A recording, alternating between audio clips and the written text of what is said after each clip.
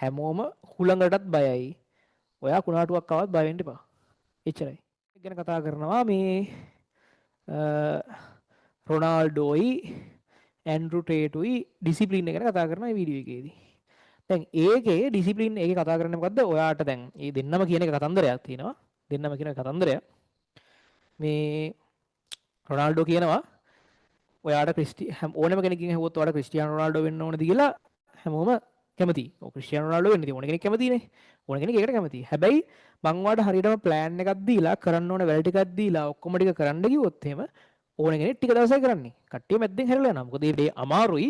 වැඩේ අමාරු හින්දා ඒ ප්‍රැක්ටිස් ටික ඒ ටික කරන දේවල් ටික ඒ යන ගමන් මාර්ගය යන්න අමාරුයි. මැද්දෙන් කට්ටිය හැරලා යනවා. ඉතින් ඕකම ඇන්ඩ්‍රු ටේටුත් කියනවා මම දැක්කා. ඊට පස්සේ මේ වීඩියෝ එකට කමෙන්ට්ස් තිබුණේ ගොඩක් වෙලාවට ඇන්ඩ්‍රු ටේට් හොඳ නැති මිනිස්සෙක් කරකයි මේකදී මට වැඩක් නැහැ ඌ හොඳයිද නැද්ද කියලා මං ඌ ගැන වැඩි දන්නෙත් නැහැ කියන කතන්දරේ වැදගත් වෙන්නේ හරිද ඒ නිසා මිනිස්සයා කවුද ඔයාට අර හඳ පෙන්නුවම ඇඟිල්ල දිහා බලන්න එපා කියන කතන්දරේ තමයි වැදගත් වෙන්නේ කියන කතන්දරේ. ඒතර මේ දෙන්නම කියන්නේ එයා කියන කතන්දරේ මොකද්ද? ඔයාට කාව හරි වෙන්න ඕනේ. ඒ වෙන්න ඕනේ පිළිවෙලත් අපිට කියන්න පුළුවන්. ඔක්කොම හරියටම රෝඩ් මැප් එක විදිය කියන්න පුළුවන්. හැබැයි ඕනේ කෙනෙක් ටික දවසයි. ටික දවසක් අල්ලන් ගිහින් අතහැරලා තමයි පොඩි ප්‍රශ්නයක් ආපු ගමන් කට්ටිය නැහැ. කට්ටිය නැහැ පොඩි ප්‍රශ්නයක් ආපු ගමන්. ඒ නිසා A level කියන්නේ ගේමක් ගහන්න මාර ලේසි දෙයක්. මොකද පොඩ්ඩක් එහා මෙහා වෙච්ච ගමන් කට්ටිය නැහැ. හරි? පොඩ්ඩක් එහා මෙහා වෙච්ච ගමන් ওই පොඩ්ඩක් නිවාඩු කාලයක් ආපු ගමන් කට්ටියගේ අධ්‍යාපනය සම්පූර්ණයෙන් කඩා වැටෙනවා. ලයිට් ගියත් ඇති අධ්‍යාපනය කඩා වැටෙන්න මේ A level කරන ළමයි ඉහරද?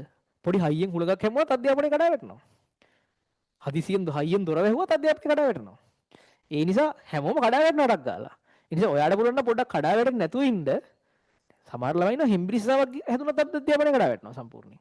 මේ ළමයි ඇවිල්ලා කියලා දෙනවා මේ මනස ධාරාවිද්‍ය මොකක්ද ධාරාවිද්‍ය දෙන්නේ මොකද කලින් ගියා අවුරුද්දේක. ධාරාවිද්‍ය මම මුලින් ඉඳන් බල මේ බලාගෙන ගියා මැද්දෙන් පොඩි උණක් හැදුනා දැන් මාස දෙකක් කට් වුණා දැන් ධාරාවිද්‍ය බෑ. මාස දෙකක් කට් වුණා උණක් හැදිලා. හරිද? මැරිලා උපදින්න කල් දිනා මාස දෙකක් කියන්නේ. මැරුණත් උපදිනවනේ මාස දෙකක් යනකොට.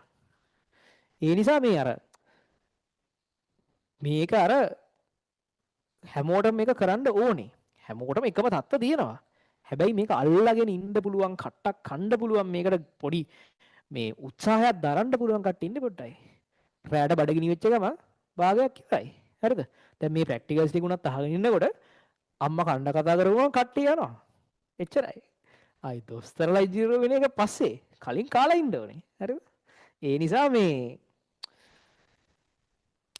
හරිම ලේසි සමාජයක් මෙතන තියෙන්නේ. ඔයාලට තේරෙන්නේ නැහැ මේක කොච්චර ලේසිද කියලා. හරියට අල්ලන් ඉන්න එකෙක්ට F එකේ හිටියත් S එකේ හිටියත් මාස දෙකක් තුනක් අල්ලන් ඉන්න පුළුවන් නම් වැඩේ වැටි මේ උපරිම උත්සාහ කර ගණන් වරදිනකොට ආයිත් හද ඉන්න පුළුවන් නම් මේ ඒ නිසා මේ හද මේ ඉන්න පුළුවන් නම් එච්චරයි. හරි? සාමාන්‍යයෙන් ළමයින්ගෙන් ඇහුවොත් ලොකු හීන තියෙනවා. හරිද? මාර ලොකු කතන්දර මාර ලොකු සිද්ධි වල හීනවල ඉන්නවා. හැබැයි කවුරුවත් ඒ හීනයක් වෙනුවෙන් කිසි කැපකිරීමක් කරන්න ලෑස්ති නැහැ. පොඩක් රැයට වැඩිපුර හැරගෙන ඉන්න. පැය නිදිය ගන්න පැය පොඩක් අඩු කරගන්න. කෑම වේලා දෙයක් ඕනනම් මිස් කරගන්න. තමන්ගේ උපරිමයක් දෙන්න ගණන් දෙක තුනක් හදද්දි පේපර් 3 4ක 5ක ලකුණු අඩු වෙද්දී ඒක අල්ලගෙන තව ටිකක් වැඩ කරලා ඒක අප් කරගන්න. එහෙම හරි උත්සාහ කරන්න හරි පොඩ්ඩයි. උත්සාහ කරන්නේ ඊටාම සුළු පිරිසක් විතරයි. හරිද? ඒ නිසා මේ කතාව අහන් ඉඳලා දෙතුන් දෙනෙක් හරි ඇදුනොත් මට ඇති තේරුම් ගන්න ගේම් එක හරි ලේසි. හැමෝම හුළඟටත් බයයි. ඔයා කුණාටුවක් ආවත් බය වෙන්න එපා. එච්චරයි. හරි.